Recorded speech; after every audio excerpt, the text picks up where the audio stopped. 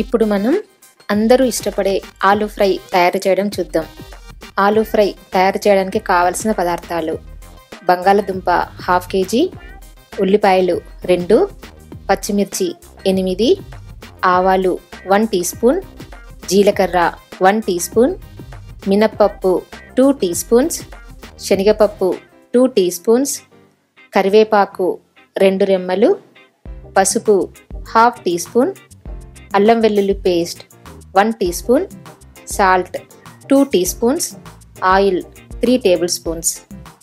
Aloo fry తయారు చేసుకోవడానికి ముందుగా బంగాళదుంపల్ని 3-4 విజిల్స్ వచ్చే వరకు కుక్కర్లో ఉడకబెట్టుకోవాలి. ఉడికిన బంగాళదుంపల్ని తొక్క తీసి ముక్కలుగా కట్ చేసి పెట్టుకోవాలి.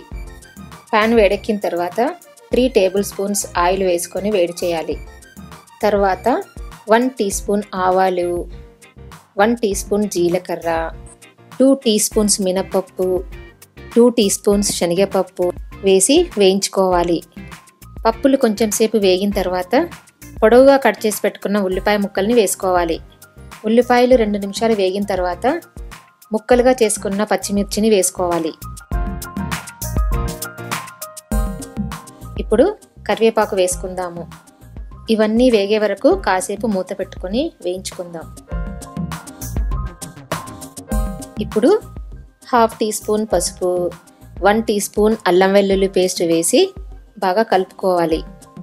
అల్లం వెల్లుల్లి పేస్ట్ కొంతసేపు వేగిన తర్వాత టేస్ట్కి తగినంత సాల్ట్ వేసుకొని కలుపుకోవాలి. ఇప్పుడు ఉడికించి ముక్కలుగా కట్ చేసి పెట్టుకున్న బంగాళదుంపని కూడా ఇందులో వేసుకొని బాగా కలుపుకోవాలి. ఇప్పుడు మూత పెట్టుకొని ఒక 10-15 నిమిషాలు సిమ్లో పెట్టుకొని మధ్య మధ్యలో కలుపుకుంటూ బంగాళదుంపలకి ఈ ఉప్పు కారం బాగా పట్టే వరకు స్టవ్ మీద ఉంచాలి. తర్వాత కొబ్బరి పొడిని ఇష్టపడే వాళ్ళు ఒక 2 టీ స్పూన్స్ కొబ్బరి పొడి చల్లుకుంటే బంగాళదుంప ఫ్రై చాలా బాగుంటుంది.